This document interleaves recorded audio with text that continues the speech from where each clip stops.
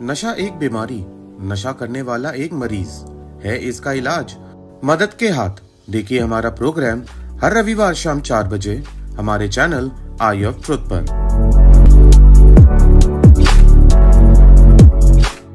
Welcome to eye of truth दोस्तों, मैं हूं देवाज जैन और आप देख रहे हैं मेरा प्रोग्राम मदद के हाथ। आज मैं फिर हाजिर हूं आपके सामने अपने प्रोग्राम में, अपने चैनल में कुछ खास इंफॉर्मेशन लेकर एडिक्शन के ऊपर।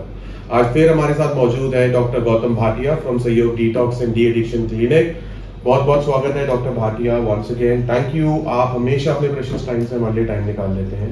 डॉक, आज मैं आपसे पूछना चाहता हूँ कि अल्कोहल से हटके जो लोग सूखे नशे करते हैं, आई मीन दे मोर इनटू ड्रग्स। अब ड्रग्स के इतने नाम मुझे मेरे को नाम और वैरायटी नहीं पता है, लेकिन उसमें देखा गया है कि कहीं ना कहीं उनके ना मेंटल इम्बैलेंस हो जाता है। I mean they face some sort of psychotic problem और कुछ नॉट हेलुसिनेशंस बट इल्यूजन्स हो जाते हैं। तो ऐसा क्यों होता है and what is the consequences to it? Devarth, जो तुम बात कर रहे हो सूखे नशों की और उसकी वजह से साइकियाट्रिक प्रॉब्लम्स की, तो काफी सारे सूखे नशों में सो कॉल्ड सूखे नशे, ड्रग्स और commonly referred to as drugs, बहुत सारे नशे आते हैं। बट आई थिंक आज मैं जिस पे फोकस करना चाहूंगा that is cannabis, commonly called weed, grass, और जो हम ट्रेडिशनली गांजा बोलते हैं जिसे। और फर्स्ट तो गांजा, चरस और भांग, तीनों में जो एक्टिव नशे का जो मॉलिक्यूल है THC, वो तीनों में कॉमन ही है, तो तीनों एक ही जैसी हैं। और गांजा, भांग वगैरह, चरस हमारे कंट्री में तो काफी हजारों सालों से इसका यूज होता रहा। तो ये एक ऐसी चीज है कि जिसका डायरेक्टली ये काफी THC जो है साइकोएक्टिव सब्सटेंस होता है, मतलब इसका ब्रेन पे इफेक्ट होता है। और इसका एक बहुत बड़ा साइड इफेक्ट होता है कि जिसको हम बोलते हैं कैनबिस साइकोसिस।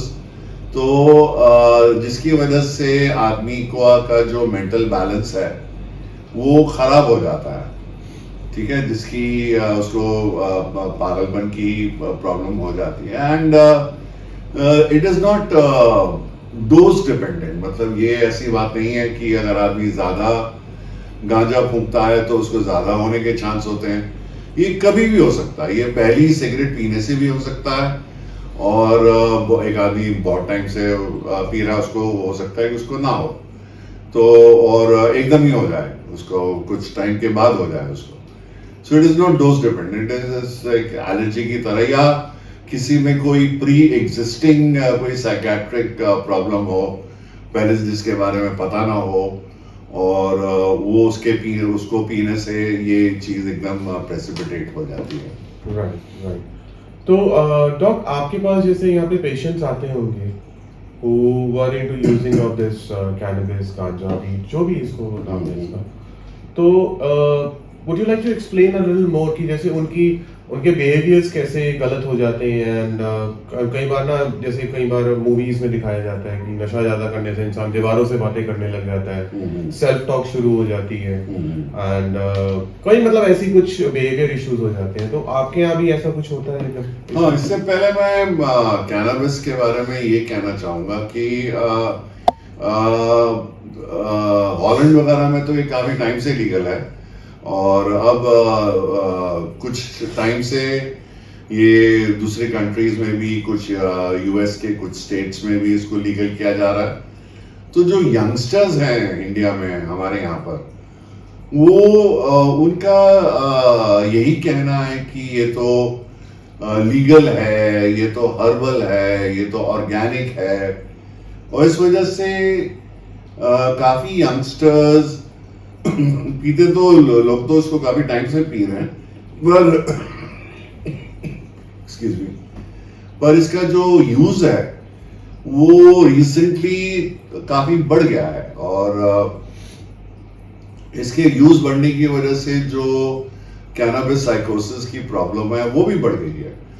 और इसमें साइकोसिस में आदमी बिल्कुल जैसे उसको पता नहीं चलता कि वो क्या कर रहा है, और महंगी महंगी बातें करता है, और उसको कई दफ़ा अपना ख्याल भी नहीं रख पाता सही तरीके से।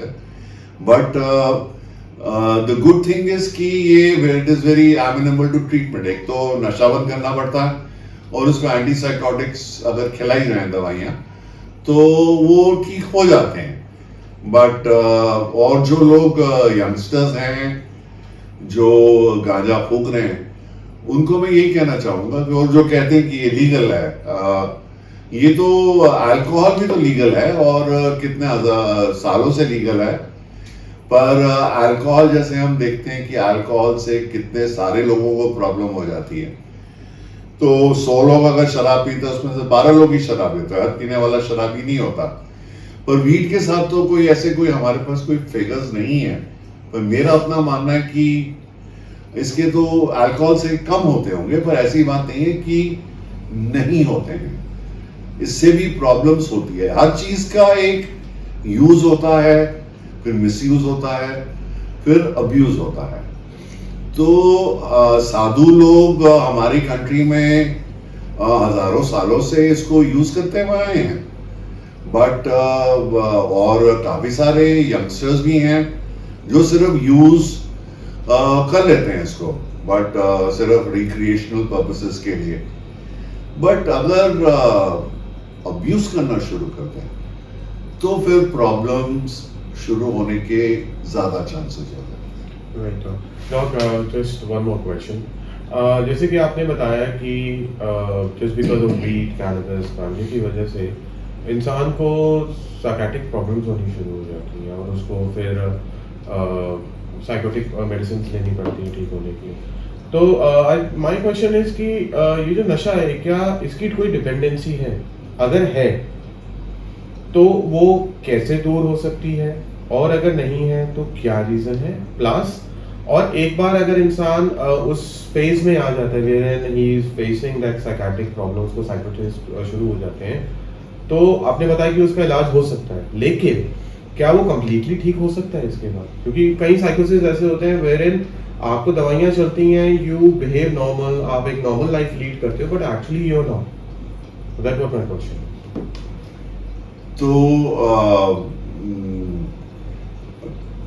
जो दूसरी बात जो तुमने पूछी कि नहीं बिल्कुल ठीक हो जाते हैं, एंड कि the only this thing is कि दोबारा वो नशा ना करें तभी ठीक रह सकते हैं लंबे टाइम के लिए, और वो बिल्कुल प्रोडक्टिव भी हो जाते हैं। पर इसके लिए मेरे एक्सपीरियंस में अगर आदमी एंटीसाइकोटिक्स दवाइयां भी खा रहा है और नशा भी कर रहा है, तो कई दफा उन लोगों का जो आउटकम होता है वो मैंने देखा है कि और ज्यादा खराब हो जाता है। तो इसके लिए पहली चीज जो करनी है वो नशा बंद करना काफी जरूरी हो जाता है, और दवाइयों से it is quite amenable to treatment. और पहला क्वेश्चन क्या था देवर? इज इट मतलब क्या एक पेशेंट डिपेंडेंट हो सकता है? हाँ, डिपेंडेंसी की बात कर रहे थे, तो डेफिनेटली इसकी पर जो डिपेंडेंसी होती है वो साइकोलॉजिकल होती है। काफी नशों की जो ओपियोइड्स होते हैं जैसे, और शराब भी है, उसकी फिजियोलॉजिकल डिपेंडेंसी होती है। तो मतलब कि बॉडी डिमांड करती है। कैनबिस और कोकेन वगैरह भी ऐसे नशे हैं कि जिसकी सिर्फ हमारा माइंड उसको मांगता है, बॉडी में कोई ऐसा खास डिस्कम्फर्ट नहीं होता है। हाँ, हो सकता है कि अगर आदमी ना करे तो उसको नींद ना आए, या वो थोड़ा और सिर दर्द हो जाए, रेस्टलेस हो जाए, पर ऐसा कोई बॉडी में जैसे फिजियोलॉजिकल विड्रॉल्स होते हैं वो नहीं होते हैं। जो विड्रॉल्स होते हैं वो साइकोलॉजिकल ही होते हैं। तो यही एक वजह भी है कि काफी सारे लोग अपना काम वाम करके फिर इसको यूज करते हैं। तो वही यूज और फिर अब्यूज वाली बात आ जाती है कि काफी लोग इसको यूज कर लेते हैं पर जब अब्यूज करना शुरू करते हैं तो फिर it can cause a lot of problems. Right. Okay, Doc, thank you so much. So, is there any message you would like to give to the viewers or to the audience? हालांकि cannabis एक safe और as compare to alcohol नशा माना जाता है, but it is not that कि it is without its side effects. तो I would like to से कि कैनबिस उन दो लोगों के लिए बड़ा सही नशा है, एक तो राजा और एक फकीर, जिन लोगों को जिंदगी में कोई काम नहीं करना होता. क्योंकि कैनबिस का सबसे बड़ा जो साइड इफेक्ट मुझे लगता है, हार्मफुल इफेक्ट, वो ये है कि ए मोटिवेशन सिंड्रोम, कि इसको पीने के बाद आदमी कुछ काम करने के लायक रहता नहीं है. वो अपनी सोच में ही सारी अपनी जिंदगी बता देता है और काफी जिंदगी बता देता है और एक्चुअल काम वो नहीं करता है. तो जिन लोगों को जिंदगी में काम करना है, पढ़ाई करनी है, ये नशा उनको उनके लिए सिर्फ यूज कर पाना थोड़ा मुश्किल हो जाता है. तो जस्ट चलते चलते एक आखिरी क्वेश्चन, मैंने कहीं सुना था कि जो स्टूडेंट्स होते हैं जो बहुत ज्यादा एमबीए कर रहे होते हैं, इंजीनियरिंग कर रहे होते हैं, they are more into cannabis. क्योंकि ऐसा या तो पता नहीं मिथ है या अफवाह है कि अगर आप ये सब फूकोगे तो उससे आपका फोकस बहुत अच्छा होगा, एंड दे से इतना कि परमात्मा से मिलन एंड ऑल दैट. तो फोकस क्या it increases the focus in studies? हाँ, काफी लोग मैंने देखे हैं कि जो पढ़ाई जो ये करके एक चिलम वगैरह पी के अपना पढ़ने बैठ जाते हैं और फिर पढ़ते ही रहते हैं, तो उनका ध्यान उसी में लग जाता है. तो ध्यान लगाने में थोड़ा सा ये चीज हेल्प करती है. But again I would like two point out कि फिर जब एग्जाम टाइम में वो अगर उसको रिप्रोड्यूस करना चाहते हैं तो कितना प्रॉपर्ली रिप्रोड्यूस कर पाते हैं, that is debatable. I mean, you mean to say the focus is only temporary? I mean, you're not getting anything stored into your brain. हाँ. तो वो दोनों चीजों में फर्क होता है कि आप पढ़ाई कितनी कर रहे हैं और आप उसको फिर जब आपको जो उसको रिप्रोड्यूस करना है वो कितना कर पाते हैं. Those are two different things. Got it. Thank you so much, Doc, and I'll meet you next week with some more questions about addiction. Thank you so much. तो दोस्तों, देखा आपने, शराब के अलावा कई नशे ऐसे भी हैं जो इंसान की जिंदगी अस्त व्यस्त कर देते हैं, जैसे कि गांजा एक उनमें से है. गांजे को आजकल की जनरेशन बड़े कूल समझ के पीती है, लेकिन एंड में होता क्या है, साइकोसिस की problem, mental irritation, mental imbalance. तो अब ये तय आपको करना है कि आपको एक सोबर लाइफ चाहिए या फिर एक क्लीन लाइफ चाहिए या फिर आपको एक नशे वाली जिंदगी. तो I catch you next week with some more points on the addiction and see you soon.